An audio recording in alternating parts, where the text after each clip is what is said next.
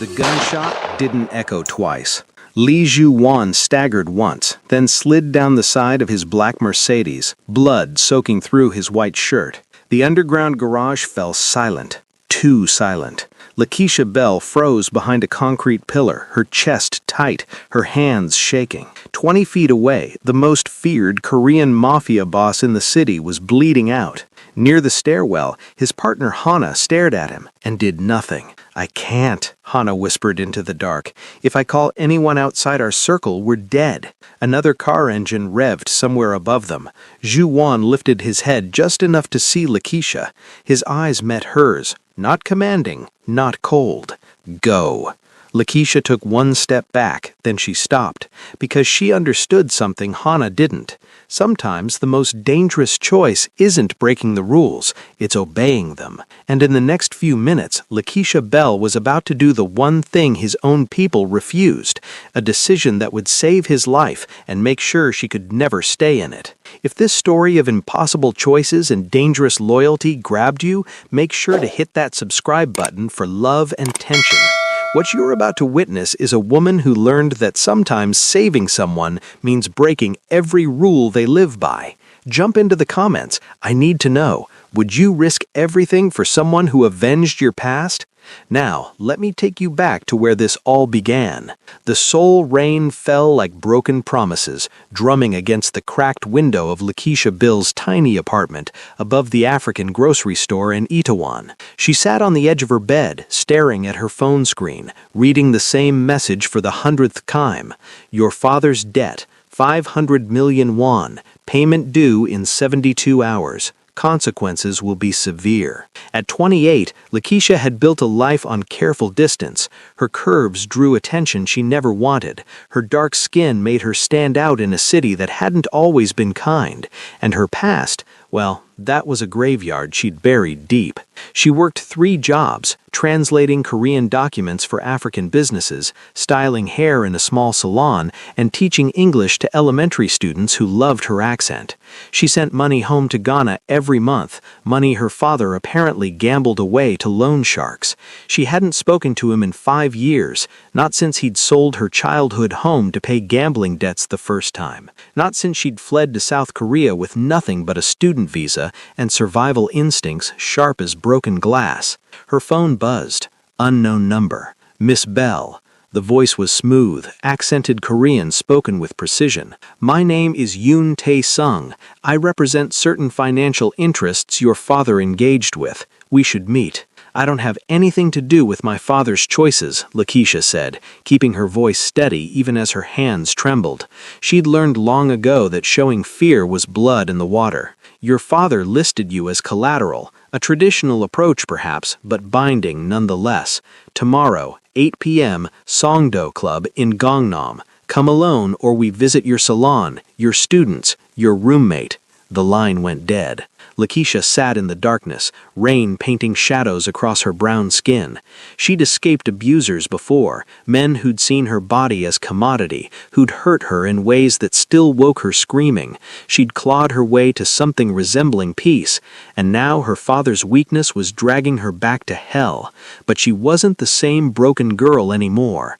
The Songdo Club pulsed with bass-heavy K-hip-hop, its interior bathed in crimson light that made everything look like it was bleeding.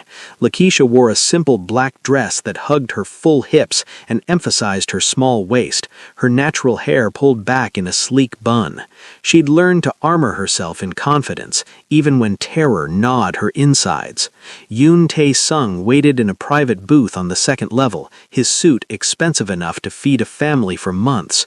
2 men flanked him, stone-faced and bulging with concealed weapons, but it was the man sitting beside Yoon that froze Lakeisha's breath. Lee Ju-man looked like violence wrapped in silk, sharp cheekbones, eyes dark as midnight water, black hair styled back to reveal a face that could have sold cologne or ordered executions with equal ease. His tattoos crept up his neck, traditional Korean dragons intertwined with chrysanthemums. His suit was charcoal gray, perfectly tailored, and when his gaze locked onto Lakeisha, she felt x-rayed down to her bones. "Miss Bell," Yoon gestured to the seat across from them. Please. Lakeisha sat, spine straight, meeting Ju-won's stare without flinching. She'd been objectified by predators enough to recognize another one, but something in his expression wasn't quite hunger, it was assessment, cold and clinical. Your father owes us 500 million won, Yoon continued, sliding a folder across the table. Plus interest, the total reaches 650 million. He's fled Korea, which makes you responsible. I'm not responsible for his debts, Lakeisha said, her voice firm despite the fear coiling in her stomach. That's not legal. Yoon smiled without warmth. Legality is flexible in our world, Miss Bell. You have 3 options. Pay in full by Friday, work for us until the debt is cleared. We have establishments where your attributes would be profitable. Lakeisha's jaw clenched. Not again. Never again. Or, she forced out. Lee Ju-won spoke for the first time, his voice quiet and razor-sharp. Or you marry me. The club's music seemed to fade into white noise. Lakeisha blinked, certain she'd misheard. Excuse me? It's a business arrangement, Ju-won continued, his eyes never leaving hers. I need a wife to satisfy certain traditional expectations within my organization. You need your father's debt erased and protection from collection.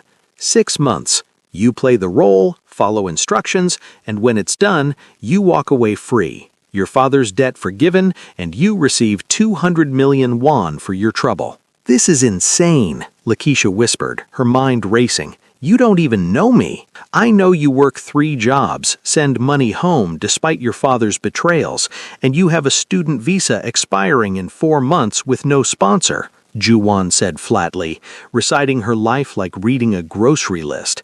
I know you were assaulted by 3 men in Lagos when you were 19, that you testified against them, and they received minimal sentences. I know you came here to disappear. I'm offering you a different kind of disappearance. Lakeisha's blood turned to ice. The Lagos incident, she'd never spoken about it in Korea, never written it down anywhere traceable. How did he... We're thorough, Ju-won said, reading her expression. Consider the offer. You have until Friday. She stood abruptly, her chair scraping against marble. I'm not for sale. Everyone's for sale, Miss Bell. Yoon's smile was a slash across his face. It's just a matter of price. We'll be in touch about the alternative arrangements if you decline. Lakeisha walked out on shaking legs, the bass vibrating through her chest like a second heartbeat. Behind her, she didn't see Ju-won's gaze following her retreat, something unreadable flickering behind his cold exterior. 2 days later, Lakeisha found her salon trashed, windows shattered, hair products dumped across the floor, a message spray-painted across the mirror in red. Tick-tock. Her roommate, Blessing, a Nigerian nursing student, found her sitting in the wreckage, hands buried in her natural curls. Keisha, what happened? Should we call the police? No police, Lakeisha whispered. The police couldn't touch men like Yoon Tae-sung.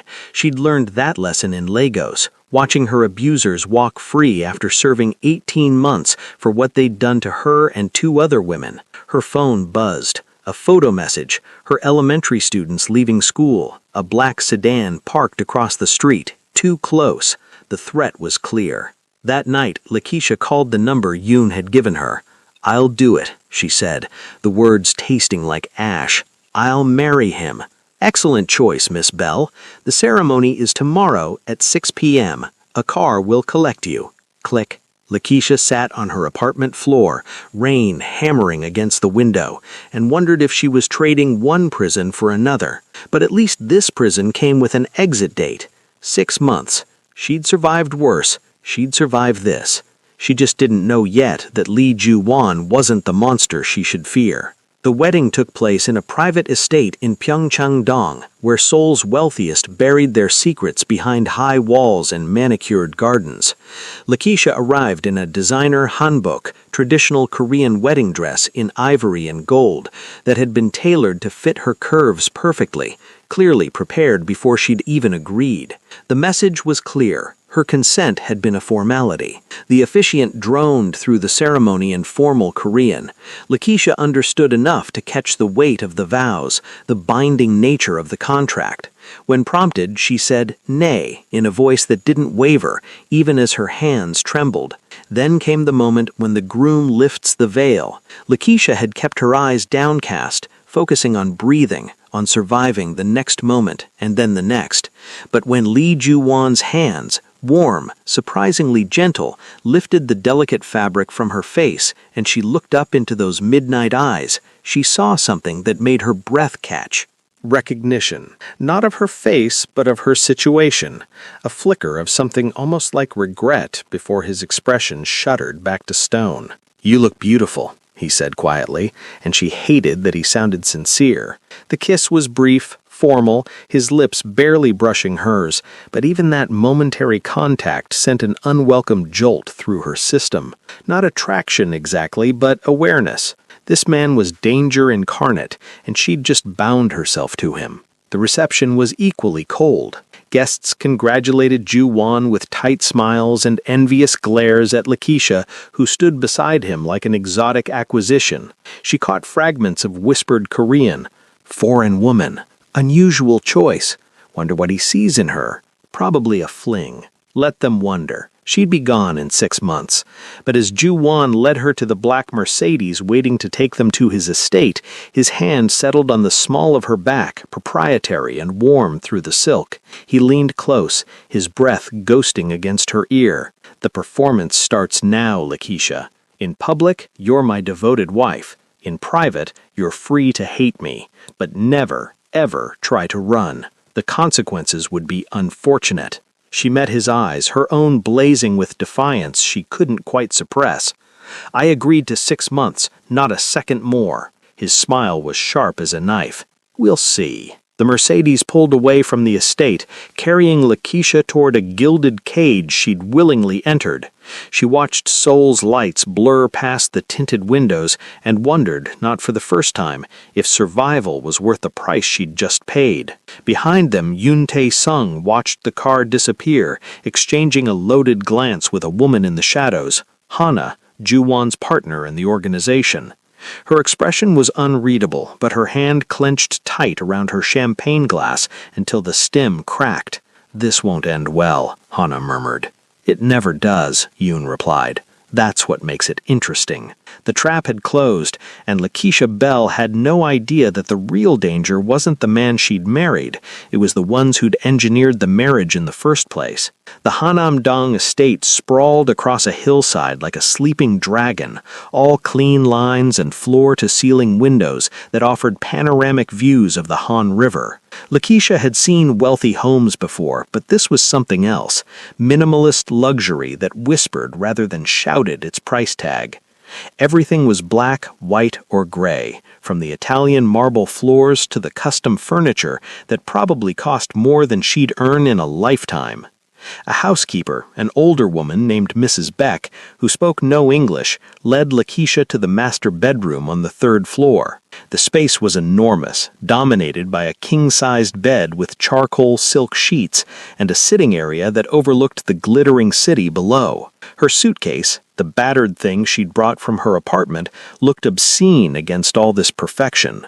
Lee Ju-won appeared in the doorway 20 minutes later, having shed his wedding jacket for a simple black t-shirt that revealed the full extent of his tattoos, dragons coiling up both arms, disappearing beneath the fabric. He looked younger this way, less like a Mafia boss, and more like the dangerous men who'd lurked in Lagos nightclubs, the ones Lakeisha had learned to avoid. "Your things will be moved to the guest room down the hall," he said without preamble, pouring himself whiskey from the bar cart. "I don't share a bed unless I choose to. This room is mine." Relief and indignation warred in Lakeisha's chest. "Fine by me. I don't want to be anywhere near you." Something flickered across his face. Amusement, maybe? "Good. We understand each other." He downed the whiskey in one smooth motion. "Rules. You don't leave the estate without security. You don't speak to media. You attend events when I require it. Play the loving wife and keep your mouth shut about business. In exchange, you're fed, clothed, and safe. Break the rules, face consequences. Simple. I'm not a dog, Lakeisha snapped, her accent thickening with anger, Ghanaian inflections bleeding through the British English she'd perfected. I'm a human being who got trapped by circumstances. Don't talk to me like I'm property. Ju-won set down his glass with a sharp click, his eyes hardening. In 3 strides he crossed the space between them, invading her personal bubble until she could smell his cologne, something dark and woody that made her pulse kick up despite herself. He wasn't touching her, but his proximity was a threat all its own. You are property, Lakeisha, he said softly, each word precisely enunciated. You're an asset I purchased to solve a problem. The moment you walked into Songdo Club, you became part of my world, and in my world, assets that malfunction get liquidated. She should have been terrified. Part of her was. But a larger part, the part that had survived Lagos, that had rebuilt herself from nothing, refused to cower. Then liquidate me, because I won't be broken again. I've already been through hell. Your threats are just noise. For a long moment, they stood locked in a silent battle of wills, her brown eyes blazing into his black ones. Then, unexpectedly, Ju-won stepped back, something shifting in his expression. You're not what I expected, he said, and this time his voice lacked that razor edge. Most women in your position would be crying or begging by now.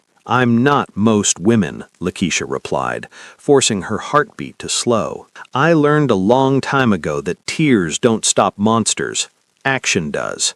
So if we're stuck in this arrangement, here's my rule. Respect goes both ways, or you'll have 6 months of hell. Your choice. A smile ghosted across his lips, there and gone. I think I'm starting to understand why my background check flagged you as difficult. Your background check doesn't know half of what I survived, Lakeisha said quietly. Those men in Lagos, they thought they owned me too, but I'm still here, and they're rotting in their own misery. Remember that. Ju-won studied her for another heartbeat, then nodded once. Your room is 2 doors down. Mrs. Bake will show you. Breakfast is at 7. Don't be late. I hate tardiness. He moved toward the door, then paused.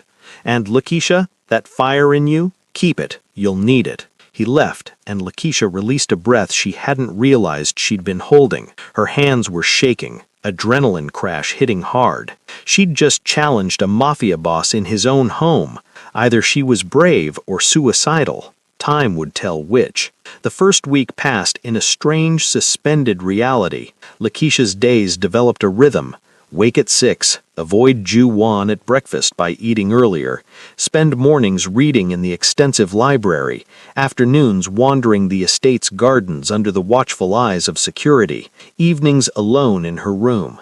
The guest bedroom was smaller than the master, but still luxurious. Queen bed with Egyptian cotton sheets, ensuite bathroom with a tub big enough to swim in, and a walk-in closet that had been stocked with designer clothes in her exact size. Everything fit perfectly. Everything was expensive. Everything felt like chains wrapped in velvet.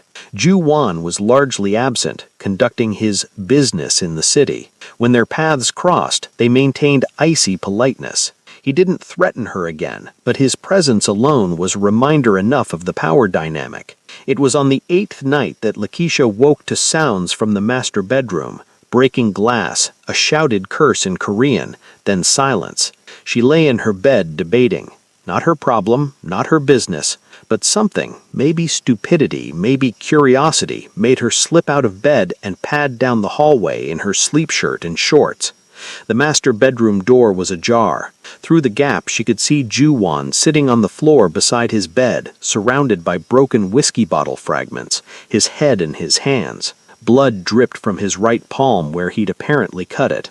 You're bleeding, Lakeisha said from the doorway. His head snapped up, eyes wild for a moment before recognition settled in.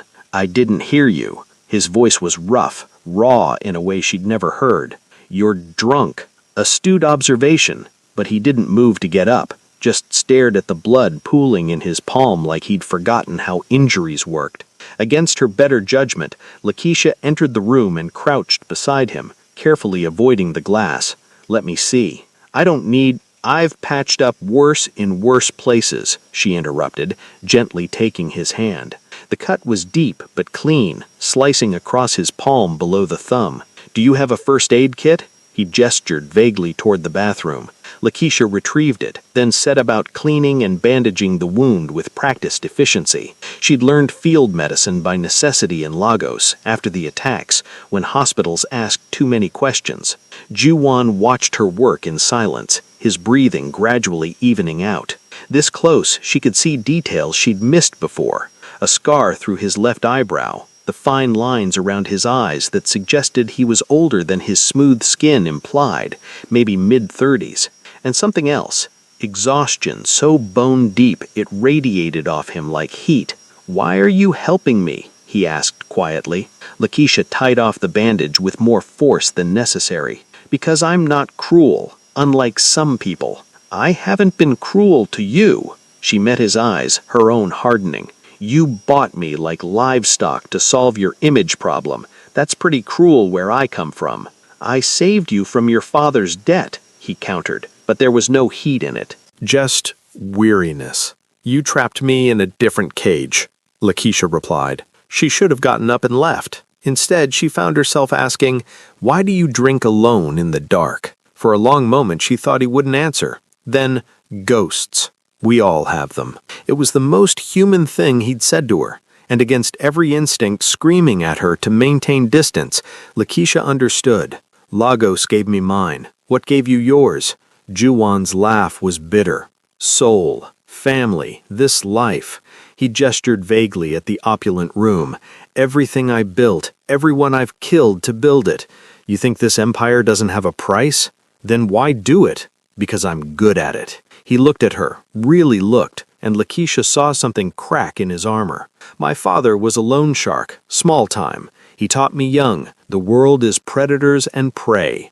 I decided I'd rather be the predator. Now I own half the clubs in Gangnam, run protection for businesses in 4 districts, and politicians return my calls. Success." The word dripped with self-loathing. Lakeisha sat back on her heels, processing. This wasn't the monster she'd built in her head. This was just a man drowning in choices he couldn't undo. It didn't excuse anything, didn't make her situation less fucked, but it complicated things. "The men who hurt me in Lagos," she said slowly, choosing words carefully, "they were predators too. They took turns because they could, because I was alone and vulnerable, and they faced no consequences. One of them was a police officer. Another was my mother's friend. The third was my boyfriend." Juwon's eyes sharpened, the drunk haze receding. "Jesus. I testified anyway, put them in court, told the world what they'd done. They got 18 months, out in 12 for good behavior. And I got death threats. My family disowned me for bringing shame, and I had to flee to another continent to feel safe again." Lakeisha stood, brushing off her shorts. "So when you talk about predators and prey, I know exactly what you mean. I've been prey. Now I'm just trying to be neither." She moved toward the door, then paused. "Clean up the glass before you sleep. I'm not bandaging you again." "Lakeisha." His voice stopped her. "Those men, the ones from Lagos, if I could find them—" "Don't," she said sharply. "I'm not asking for your vengeance. I'm not asking for anything except my freedom when this contract ends." But as she walked back to her room, she couldn't shake the look in Juwon's eyes when she'd told him, like he was calculating coordinates to 3 different targets across international borders. And buried beneath her anger, a small traitorous part of her thought, what would justice look like if someone with real power actually cared? She crushed that thought before it could take root. Dangerous thinking. Juwon wasn't her savior, he was her captor. Nothing more. The next morning, Lakeisha found an envelope outside her door. Inside, newspaper clippings, police reports, and photographs. 3 men, the ones from Lagos. All recent articles, dated within the last month. Officer Chukwu, arrested for corruption, facing 20 years. James Adewale, business collapsed, bankrupt, wife left. David Mensah, hospitalized after accident, permanently disabled. No note, no explanation. But when Lakeisha came down for breakfast, Ju-won was already there, drinking coffee and reading the news on his tablet. His right hand was properly bandaged now, professionally done. "Sleep well?" he asked, without looking up, his tone neutral. Lakeisha set the envelope on the table between them. "This was you. I have resources, I use them." He met her eyes, his own unreadable. "Consider it a wedding gift. I told you not to ask my permission. I didn't." He returned to his tablet. "Those men hurt you because they could. Now they're paying because I could. The world balances out." Lakeisha should have been horrified, should have condemned this vigilante justice, but staring at the photographs of her abusers finally facing consequences, real consequences that would follow them for life, all she felt was a dangerous, intoxicating satisfaction. "Thank you," she whispered before she could stop herself. Ju-won's eyes flicked up, surprise flickering across his features. Then he nodded once, acknowledgement passing between them, and returned to his coffee. Something shifted in that moment. The bars of Lakeisha's cage didn't disappear, but they felt less suffocating, and the man on the other side of them became impossibly more complicated. 3 weeks into the arrangement, Lakeisha met Hana. The woman appeared one afternoon while Lakeisha was reading in the library, a first-edition translation of Things Fall Apart she'd found tucked between Korean business volumes. Hana entered without knocking, her presence announced by the sharp click of Louboutin heels against marble. She was beautiful in that soul-specific way. Pale skin, delicate features, expensive plastic surgery done so well it looked natural. Designer everything from her Chanel suit to her Hermes bag. But it was her eyes that caught Lakeisha's attention. Cold, calculating, assessing Lakeisha like one might examine produce at a market. "So you're the bride," Hana said in perfect English, her accent American-educated. "I'm Hana, Ju-won's partner." "Business partner?" Lakeisha asked, setting down her book but not standing.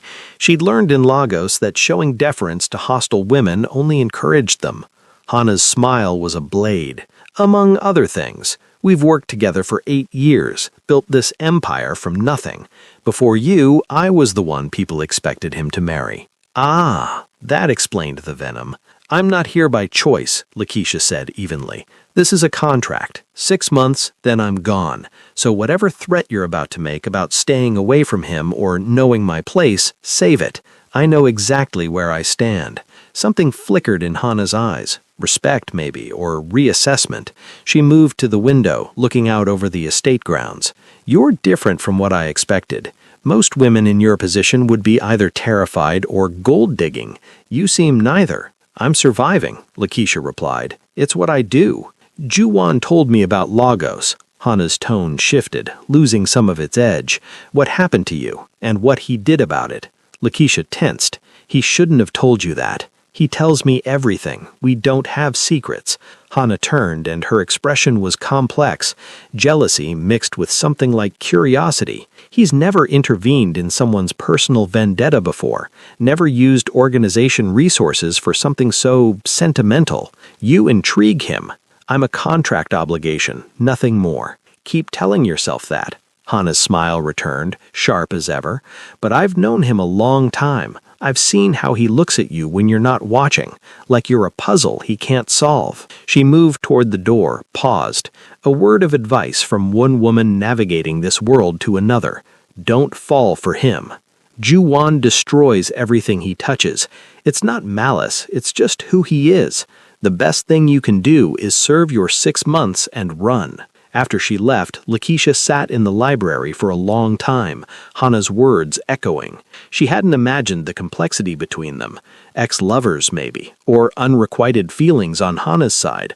Either way, it added another layer of complication to an already impossible situation. But Hana was wrong about one thing. Lakeisha wasn't in danger of falling for Lee Ju-won. She was in danger of understanding him. And understanding, she'd learned, was the first step toward caring. She needed to be more careful. The first public appearance as Ju-won's wife came 2 days later, a charity gala at the Sheila Hotel benefiting children's hospitals. Lakeisha wore a crimson gown that had been delivered that afternoon, form-fitting with an elegant train, her natural hair styled in an updo that took Mrs. Beck 3 hours to perfect. Diamond earrings, real ones, Ju-won had noted casually, completed the look. When she descended the stairs, Ju-won was waiting in the foyer, devastating in a custom tuxedo. His eyes traveled over her slowly, appreciation clear in his expression. "You'll be the most beautiful woman there," he said quietly. "I'm the decoration on your arm," Lakeisha replied, but there was less venom in it than before. "Might as well be an attractive one." In the limousine, Ju-won briefed her on who would be attending: politicians, chaebol heirs, fellow crime bosses masquerading as legitimate businessmen. Smile, nod, let me do the talking. If anyone asks about our relationship, we met through mutual friends, fell in love quickly, married despite cultural differences because love conquers all. The sarcasm in his voice was palpable. "Love conquers all, right," Lakeisha repeated dryly. "Can you sell it?" She turned to look at him fully. "I survived 3 men assaulting me and put them in court afterward. I rebuilt my life in a foreign country with no family support.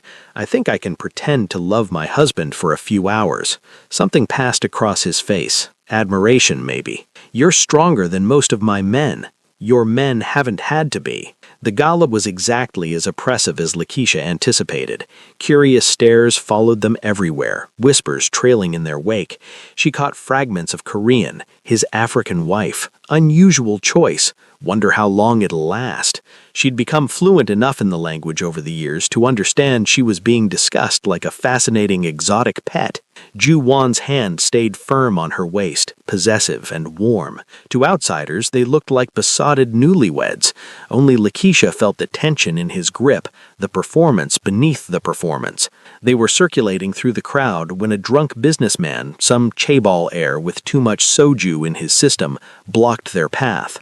"FIANCEE," he slurred in Korean, swaying.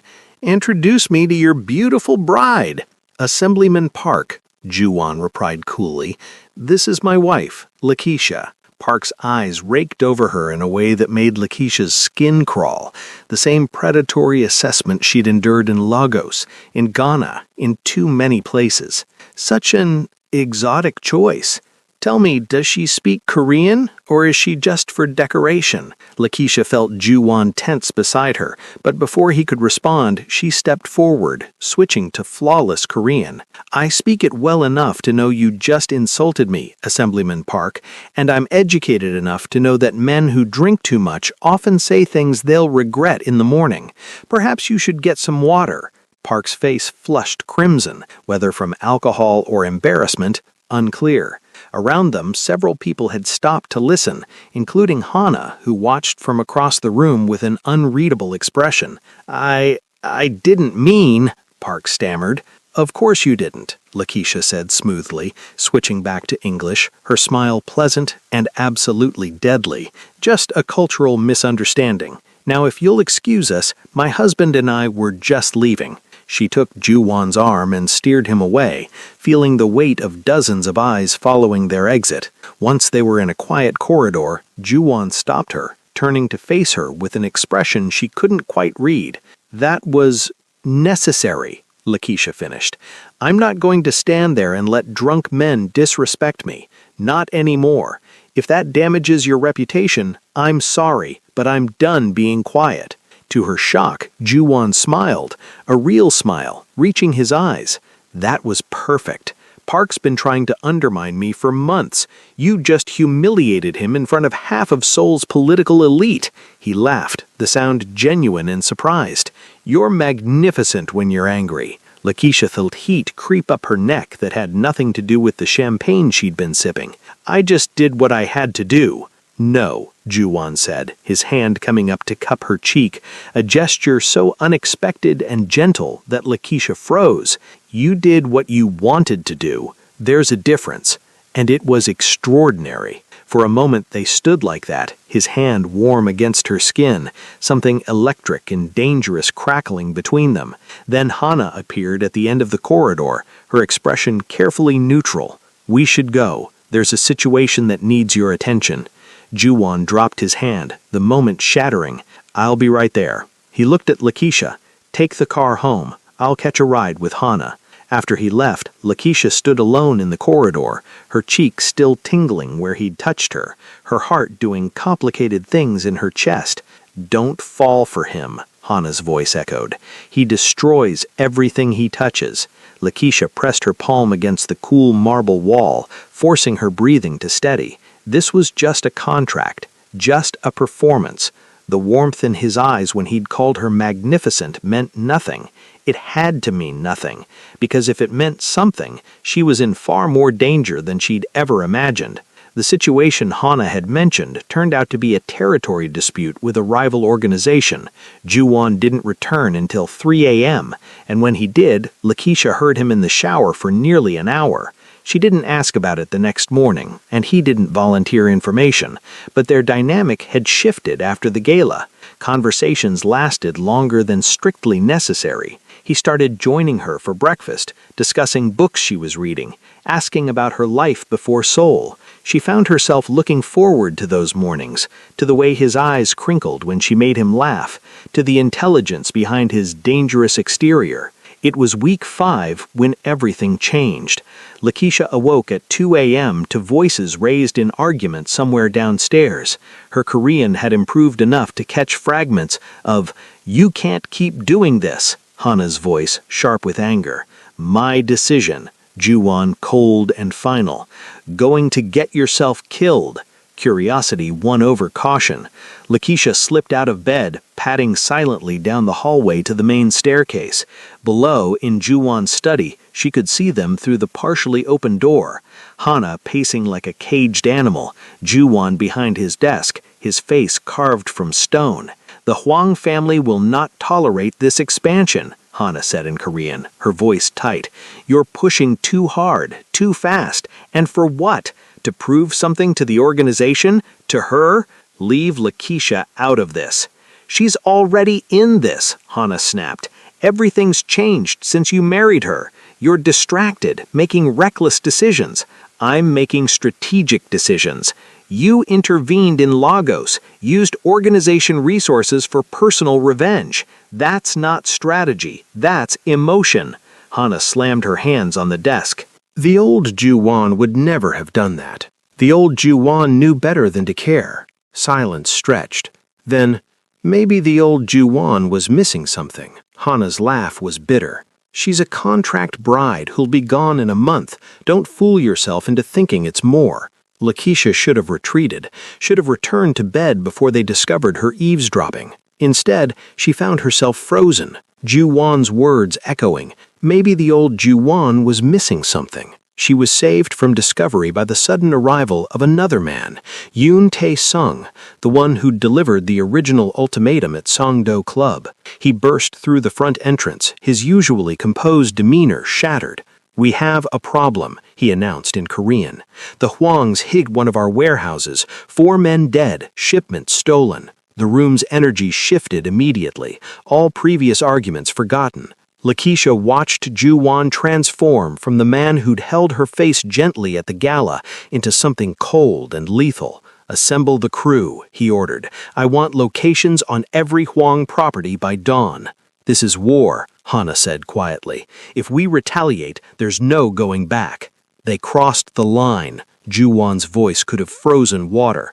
"We respond or we look weak. Weakness in this business is death." He moved toward the door, then seemed to sense Lakeisha's presence. His eyes found hers on the staircase, and for a moment his expression softened, almost imperceptibly. "Go back to bed," he said gently. "This doesn't concern you." But it did concern her, because she'd heard Hana's accusation that Ju-won was distracted because of her, making reckless choices.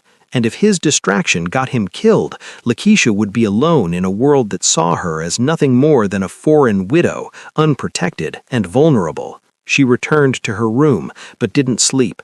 At dawn, she heard vehicles leaving the estate, multiple cars, armed men, the machinery of violence rolling into motion. Ju-won didn't return for 3 days.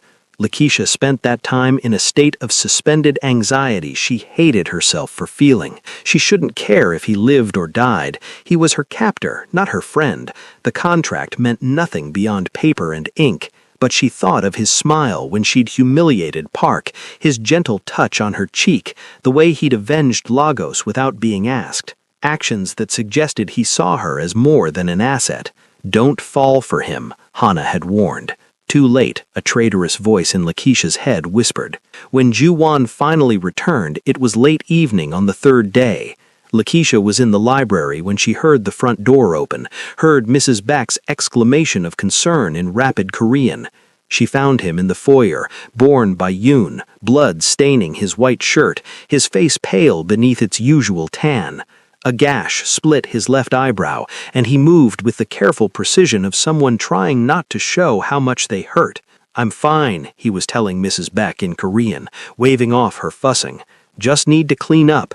"You're bleeding," Lakeisha said from the stairs, echoing her words from weeks ago when she'd found him drunk among broken glass. His eyes found hers, and something passed between them. Recognition, relief, something deeper. "It's not as bad as it looks. That's what they always say right before they collapse," Lakeisha replied, coming down to take his other side from Yoon. "Where's the medical kit?" "I can handle this," Ju-won started. "Shut up and let me help you." They got him to the master bedroom, where Lakeisha discovered the extent of the damage.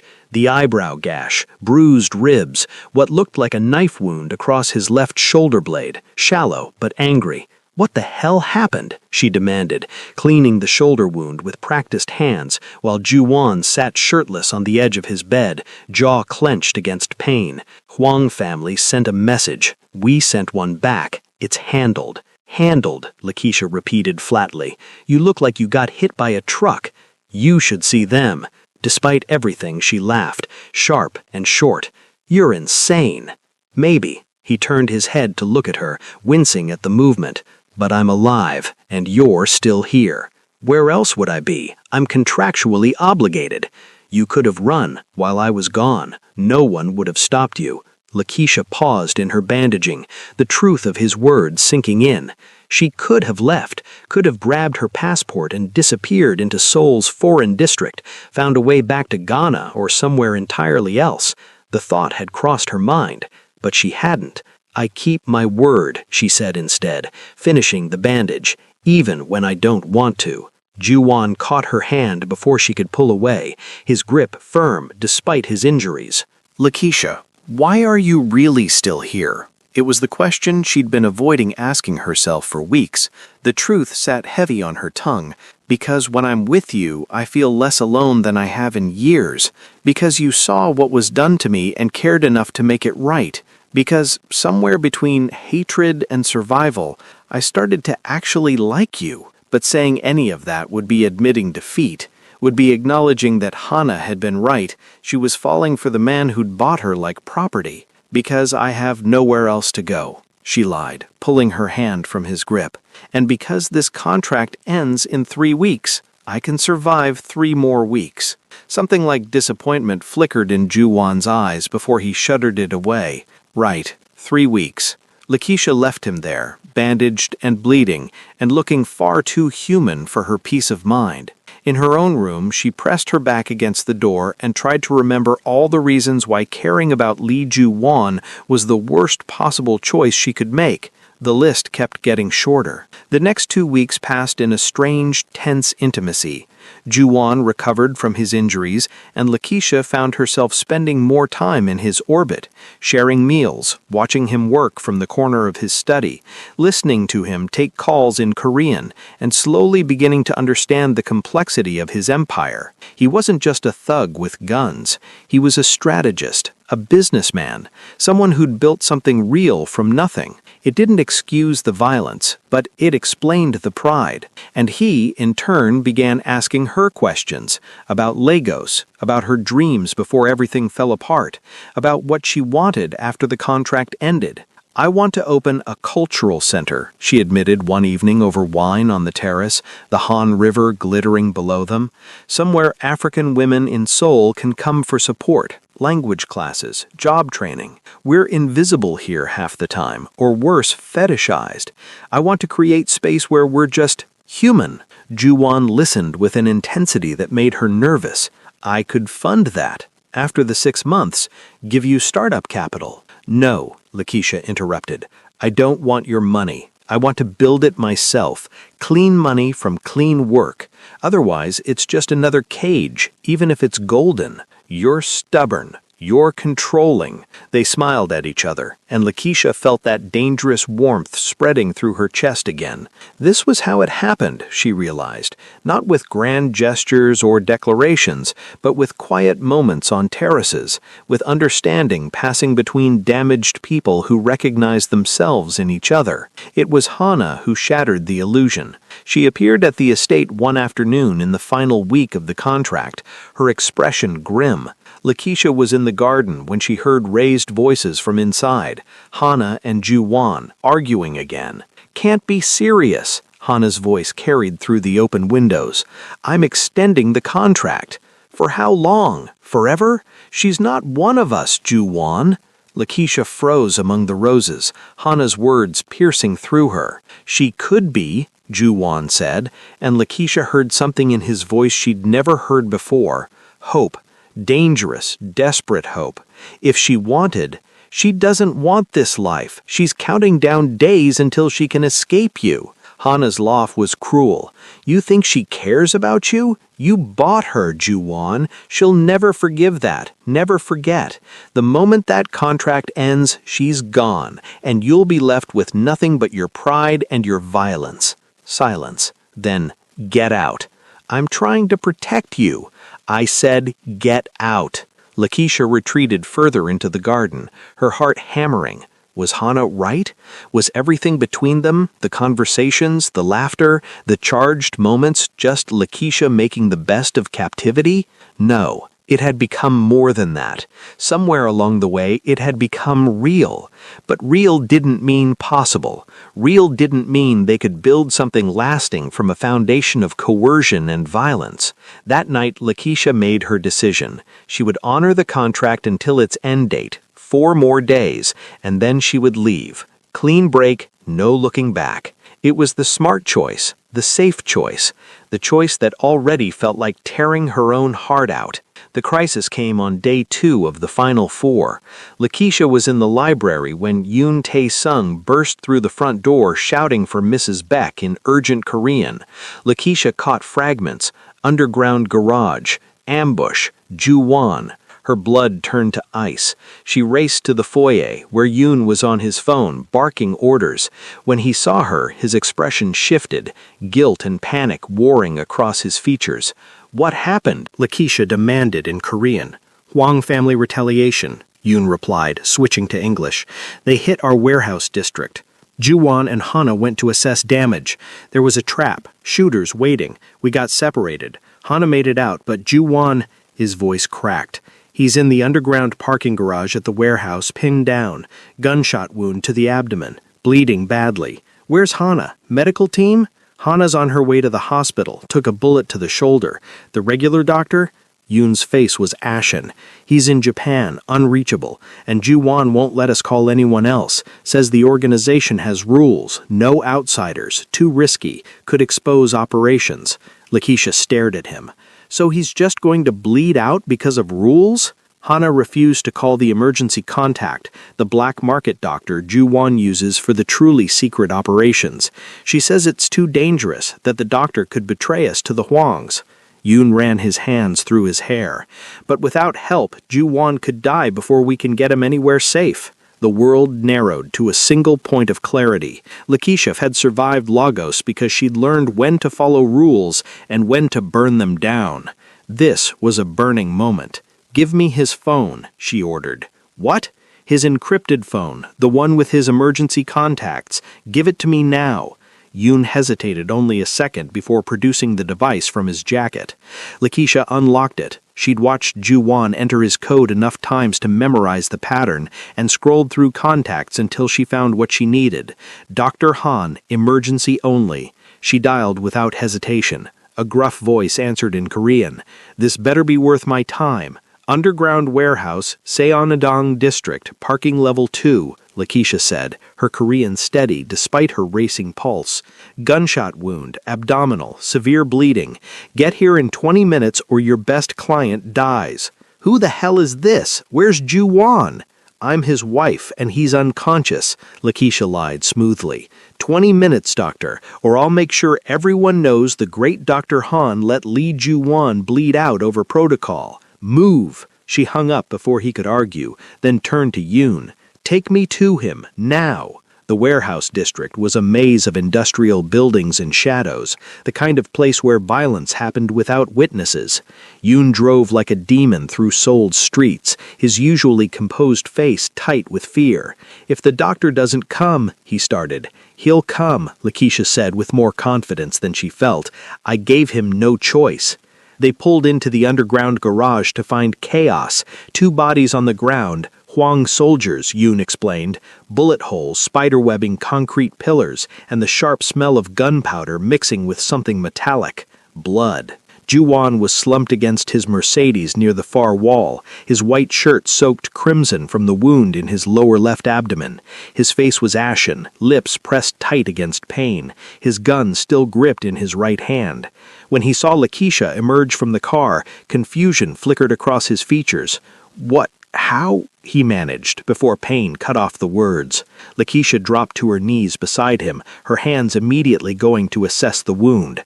It was bad, bleeding profusely, the bullet likely still inside. Her field medicine training from Lagos kicked in, her mind cataloging what needed to happen. Pressure, elevation, keep him conscious, prevent shock. I called Dr. Han, she said, pressing her wadded jacket against the wound. Ju-won hissed in pain, but didn't pull away. You did what? His eyes widened. Lakeisha, no, that contact is forbidden. Only I can authorize. You're bleeding out, she interrupted sharply.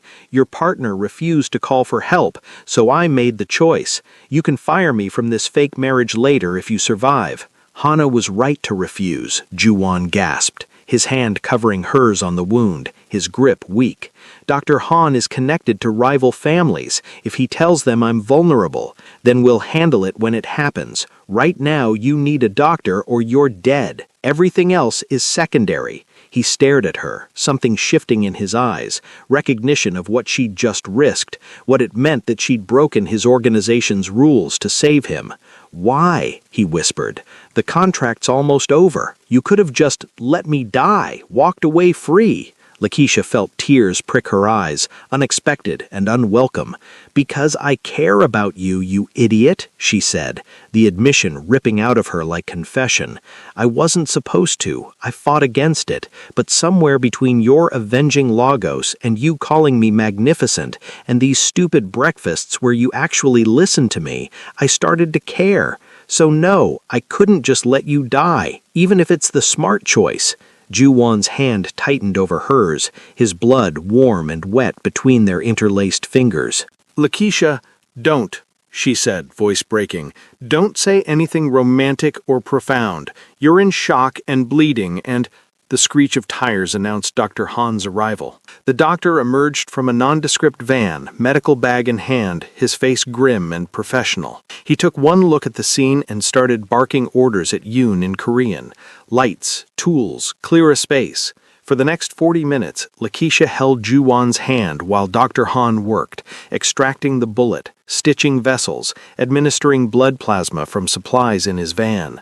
Ju-won drifted in and out of consciousness, his grip on Lakeisha's hand the only thing anchoring him. When it was done, Dr. Han stood, wiping blood from his hands. He'll live, but he needs hospital care within 24 hours. This is just enough to stabilize him. He fixed Lakeisha with a sharp look. You're the wife who called? Yes. You've got steel in your spine demanding I come like that. Ju-won chose well. He packed his equipment.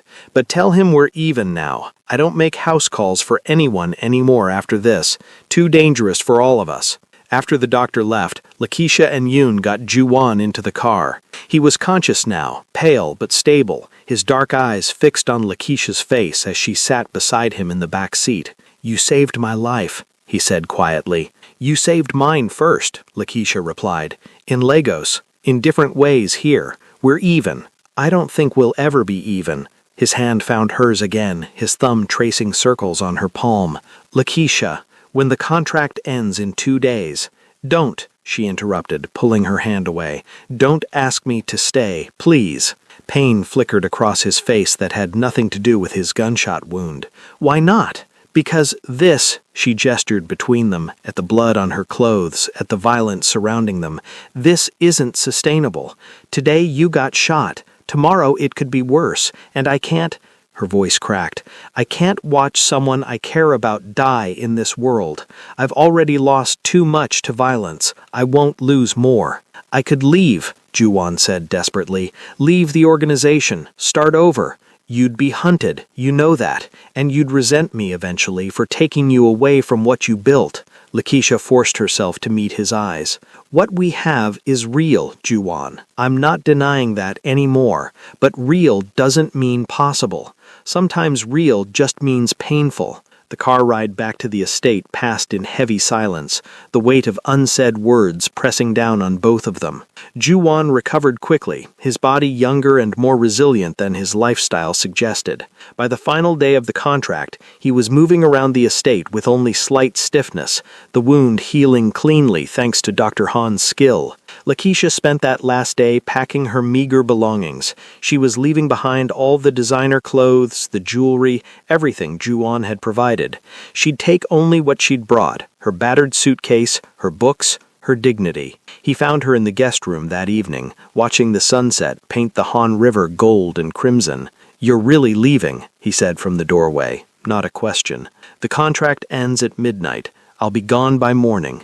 Ju-won moved into the room, and Lakeisha was struck again by how beautiful he was, dangerous and damaged, and somehow still capable of softness when he looked at her. "I'm extending your payment, 500 million won instead of 200, enough to start your cultural center and live comfortably for years.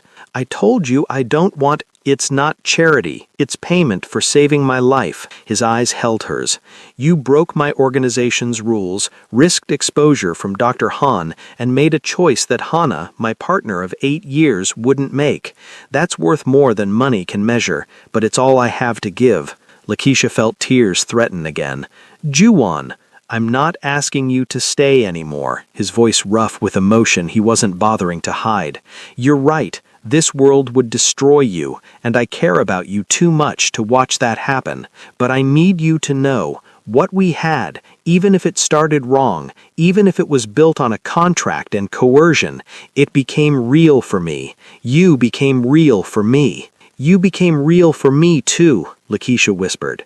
"That's why I have to go." He crossed the distance between them in 3 strides, and then his hands were cupping her face, his forehead resting against hers.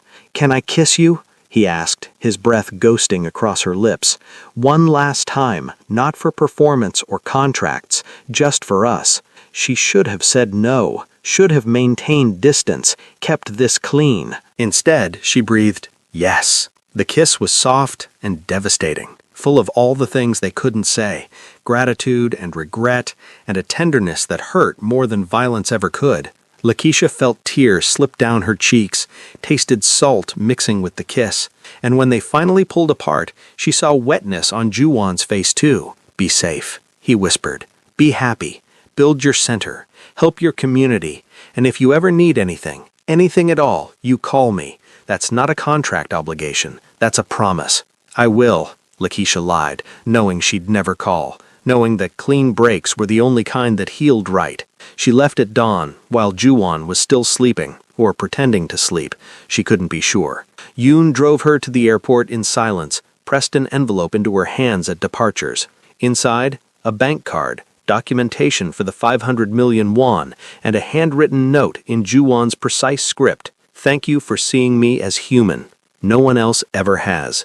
J." Lakeisha boarded the plane to Accra with tears streaming down her face and a heart full of a love she'd never be able to claim. The Lagos Women's Cultural Center opened in Itewan on a rainy Tuesday, its doors painted the vibrant colors of the African diaspora: gold, green, red, and black. Lakeisha stood in the main room, watching women file in for the first workshop, Korean language lessons taught by volunteers, job training programs funded by clean grants she'd secured through legitimate channels.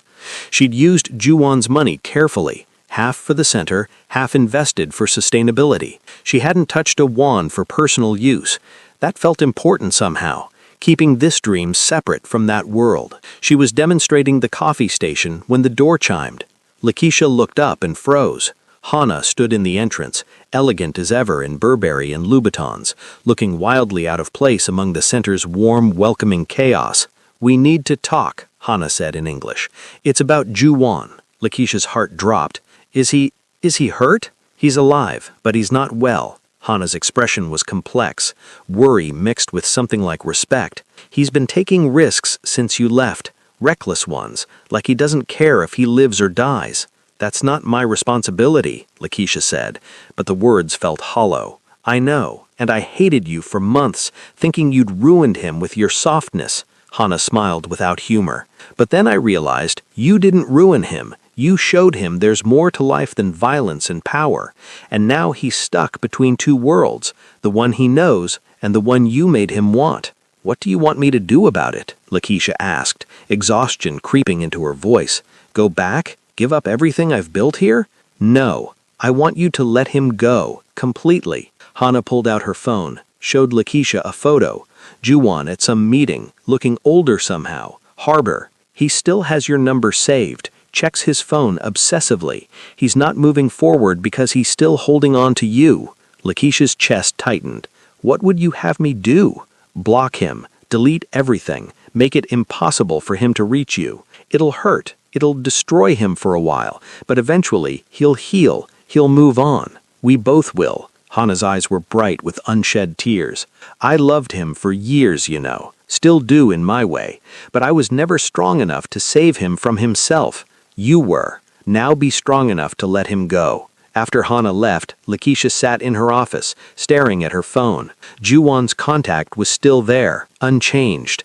JJW, with a photo from the gala, both of them smiling, looking like the happy couple they'd pretended to be. She thought about Lagos, about the men who'd hurt her and the justice Juwon had delivered, about broken glass and bandaged hands, about a kiss that tasted like goodbye. Then she thought about the women in the other room, building new lives far from violence, and about the life she was building too, clean, independent, hers.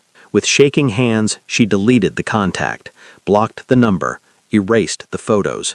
It felt like carving out her own heart, but it also felt like freedom. The center was thriving, expanding into a second location. Lakeisha had been featured in Korean news as a successful foreign entrepreneur, had secured government grants, had helped dozens of women find jobs in community. She dated occasionally, nothing serious, nothing that stuck. Her heart still belonged to a memory of a dangerous man who'd seen her as magnificent.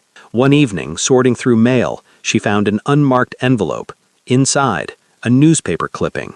Lee Ju-won announces retirement from Seoul Business Council. Sources say the former nightclub mogul is relocating to Jeju Island to pursue quieter ventures. No comment on the sale of his Seoul properties or the dissolution of his organization. Beneath the clipping, a note in his handwriting. "I took your advice. Building something clean, something mine. Thank you for showing me it's possible. I hope you're happy. You deserve to be. J. P.S. I'll always remember you as the woman who saved my life by refusing to stay in it." Lakeisha pressed the note to her chest, tears flowing freely now. Across Seoul, in the direction of Jeju Island, she sent a silent wish. Be safe, be whole, find peace. And then she returned to her work, to the women waiting for her help, to the life she'd built from ashes and strength. The love had been real. The parting had been necessary, and somehow both truths could exist at once, beautiful and heartbreaking, like everything worthwhile in this complicated world. She'd learned in Lagos that survival meant making impossible choices. In Seoul, she'd learned that sometimes the hardest choice was letting someone go precisely because you loved them. It was a lesson written in scars and sealed with a kiss she'd carry forever. The end. This story hit different, didn't it? That ending where they both chose growth over staying together? Tell me in the comments, are you team they should have stayed together, or team the separation was necessary? And have you ever had to walk away from someone you loved because staying would have destroyed you both? Drop your thoughts below. Your comments keep this channel alive, and I read every single one. If this story made you feel something, whether it broke your heart or made you respect Lakeisha's strength, smash that like button and subscribe to Love and Tension for more stories that don't give you easy answers. Because real love isn't always happily ever after. Sometimes it's just bittersweet and beautiful, and exactly what both people needed.